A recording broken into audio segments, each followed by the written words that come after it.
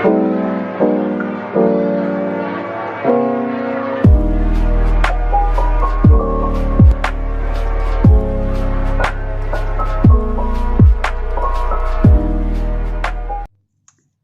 guys, welcome to Amanda Clarissa YouTube channel. So, hari ini gue mau ngomongin tentang pengalaman gue kerja di Australia. Experience talk yang terakhir itu gue ngomongin tentang kenapa sih gue tertarik pakai visa work and holiday. Dan sekarang gue pengen bagi-bagi pengalaman ke kalian. Gimana sih pengalaman kerja di Australia? Berapa sih gaji yang gue dapet? Dan gimana sih cara apply kerja di Australia? Dalam case ini, gue apply kerja di Australia dari Indonesia. Jadi gue gak nyari kerja di Australia pada saat gue udah di Australia. Jadi gue bakal bagi pengalaman ke kalian, bisa gak sih apply kerja dari Indonesia pakai visa WHV untuk kerja di Australia? Jawabannya adalah you can do it. Kalian bisa apply dari manapun asalkan ada orang yang mau memberikan kalian pekerjaan. Jadi kalau misalnya kalian apply dari Indonesia dan mereka mau mempekerjakan kalian, mereka mau menunggu kalian buat datang ke Aussie habis itu kalian kerja, itu bisa banget. Dan gue udah membuktikannya. Jadi visa gue tuh granted sekitar 10 Oktober 2019. Itu gue seneng banget kan.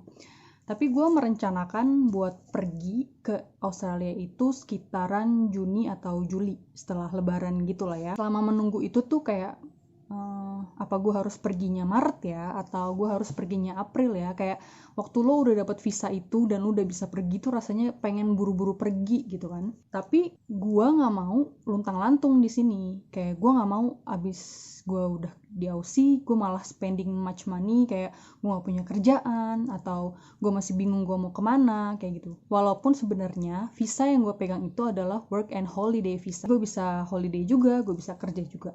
Tapi tujuan gue kesini kan untuk kerja. Jadi ya gue harus punya kerjaan dulu supaya gue gak spending much money atau spending much time di sini. Gue nyoba-nyoba apply lewat seek.com, karena lewat mana aja itu kayak Gumtree atau kayak LinkedIn itu nggak ada panggilan, mereka cuma nge-review doang, habis itu nggak ada panggilan lagi. Makanya gue download Seek, gue download apps-nya, habis itu gue bikin lamaran gue di situ. Setelah gue bikin lamaran gue upload di Seek itu. Jadi kalau misalnya ada lowongan sebagai cook, gue langsung apply. Untuk pakai Seek ini dia ada suburbnya, dia ada kayak state-nya gitu. Kalian mau pilih state di mana? All of Australia, dia juga bisa cari. Jadi kalau misalnya kalian pengen ngejar second year dulu atau visa kedua WHV ini, kalian bisa pilih state yang legal buat kasih kalian second year. Gue udah apply kemana aja. Waktu itu ada panggilan sih beberapa, kayak misalnya di email gue, mereka nge-email gue, mereka mau manggil gue buat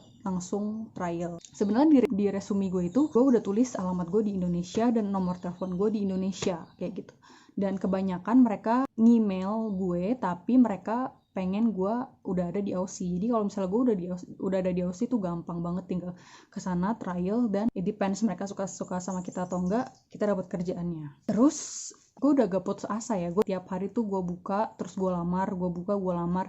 At least setiap hari itu ada 2 atau 3 cafe atau restoran yang gue lamar. Gue pernah lamar juga ke hotel di daerah regional mana gitu, gue nggak tahu, tapi mereka cuma jawabnya kita butuh orang yang udah di Aussie.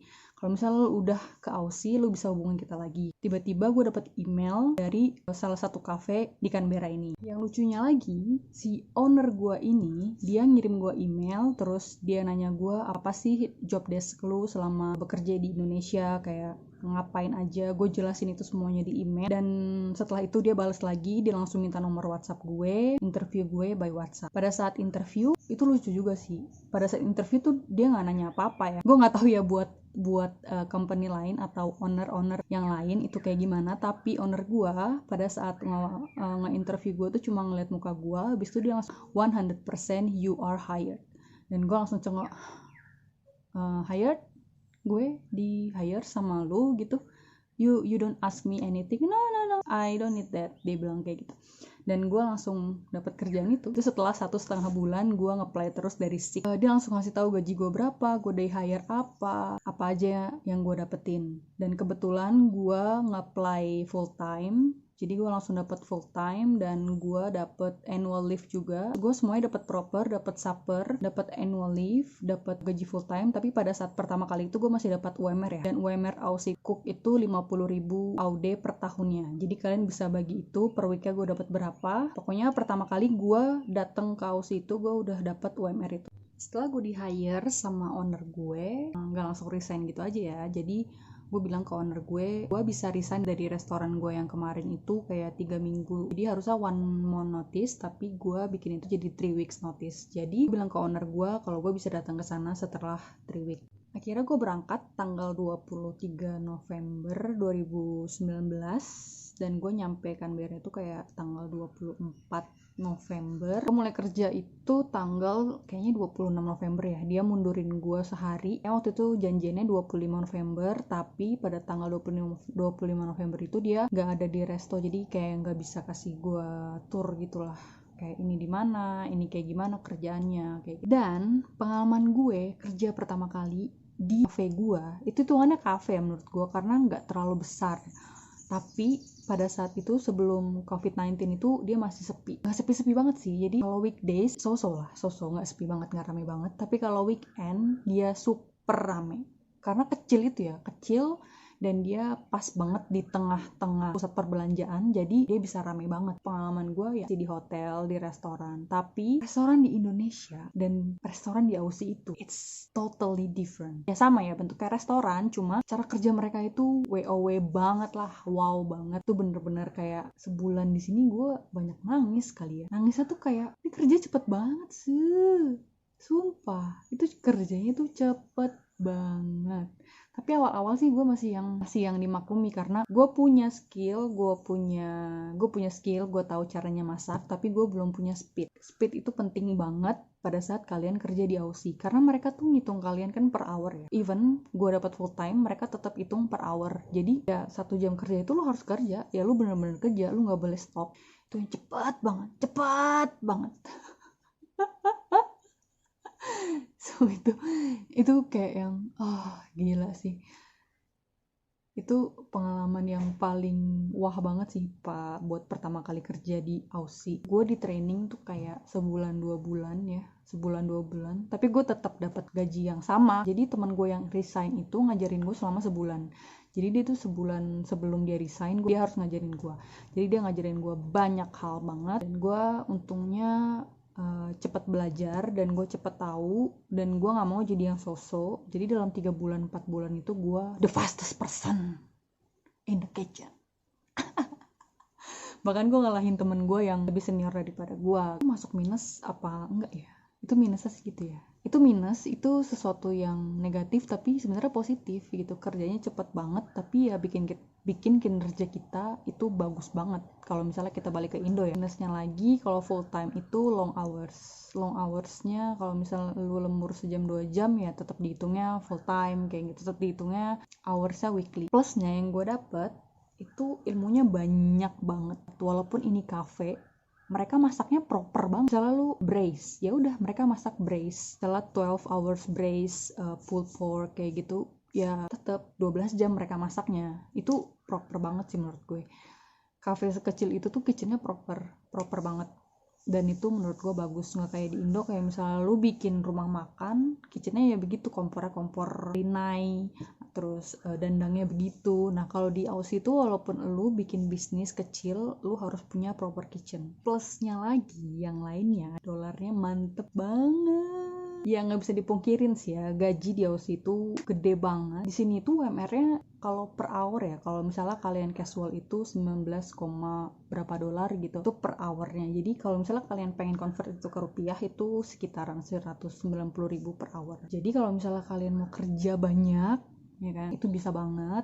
UMR itu buat yang pertama kerja, kalau semakin kalian berpengalaman itu bisa sampai 23, 24, 26. Itulah pengalaman gue kerja di Aussie yang baru 1 tahun ini. Buat kalian yang bertanya-tanya bisa gak sih gue apply kerjaan pada waktu gue di Indonesia dan visa gue cuma WHV, itu tentunya bisa banget. Itu tergantung skill kalian punya skill apa. Dan buat pekerjaan di restoran it depends ya, depends on the company atau depends on your owner. Kalau owner gue itu nggak terlalu ngelihat sertifikasi lu masak, mereka punya degree-degreenya sendiri. Jadi kalau misalnya lu pengen jadi, mereka punya standarnya, kayak lu harus ngambil certificate for.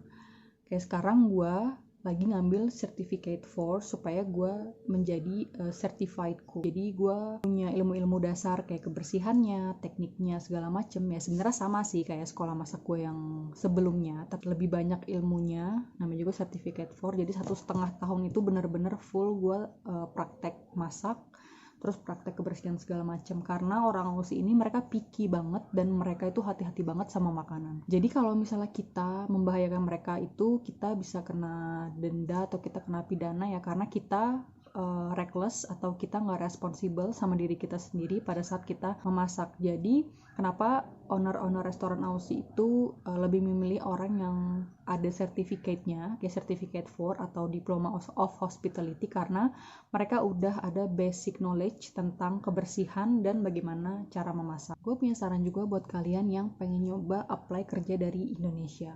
Pastiin banget kalau kalian itu benar-benar punya skillnya atau kalian benar-benar punya pengalaman buat ngelakuin itu gitu. Kalau misalnya gue di restoran, ya pastiin aja lu punya skill buat masak, lu punya knowledge yang proper, ya life skill lu itu ya segala macem. Kalau misalnya lu nggak punya itu semua, jangan mencoba-coba. Ya lu bisa nyoba lah ya, kayak housekeeping atau lu mau kerja di farm is okay. Oke, sampai di sini aja berbagi pengalaman gue kerja di Aussie. Di video selanjutnya gue bakal bagi pengalaman gimana cara cari akomodasi di sini, berapa sih pengeluaran kita selama seminggu atau sebulan, terus rent di sini harganya berapa. Thank you so much for following me. Thank you so much for watching my video. See you in the next video. Bye bye.